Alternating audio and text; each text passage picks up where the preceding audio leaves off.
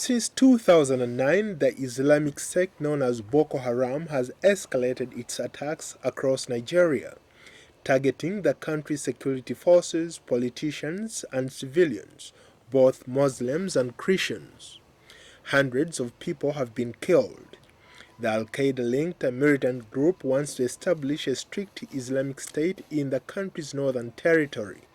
Insecurity in Nigeria's oil-producing Niger Delta region has long dominated American concerns about the stability of the West African nation. Now, the emergence of Boko Haram in the predominantly Muslim north is sparking even more concern in Washington. The U.S. has pledged to help Nigeria with forensics, tracking suspects, and using dissimilar strands of police and military intelligence. We intend to remain very supportive on your reform efforts.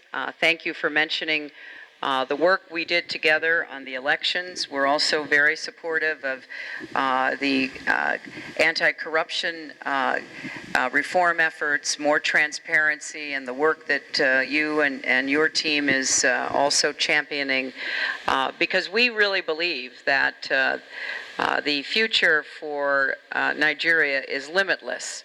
In the early stages of its rise, Boko Haram was not taken seriously by some in the international community, even though the U.S. intelligence and the United Nations confirmed their link to Al-Qaeda. But when Boko Haram bombed the UN headquarters in Abuja last year, Washington began to pay more attention to the group as an emerging threat to U.S. national security.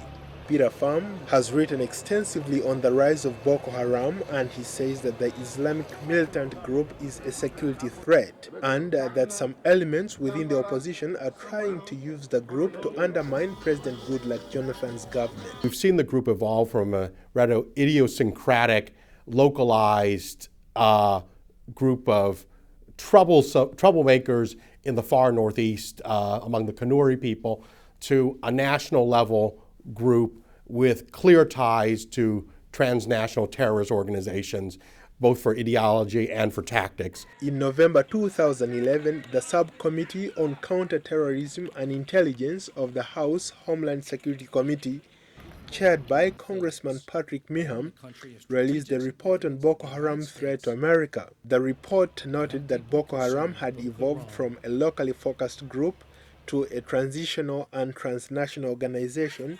capable of conducting coordinated truck bombings against Western targets. Both critics and sympathizers have accused the Nigerian government of not doing enough to halt the violence.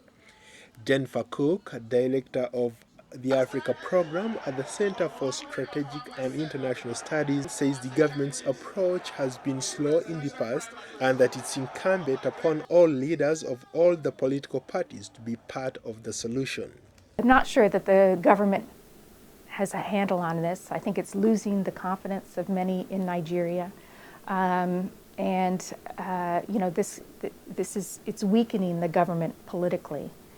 At the end of the day, though, this isn't just about a government response. There are communities, there are state governments, there are political leaders from all the parties who have some responsibility in coming up with a solution. Security experts believe Boko Haram's bombing campaign has raised fears that the group is trying to ignite a religious conflict inside Nigeria, which is evenly divided between Christians and Muslims.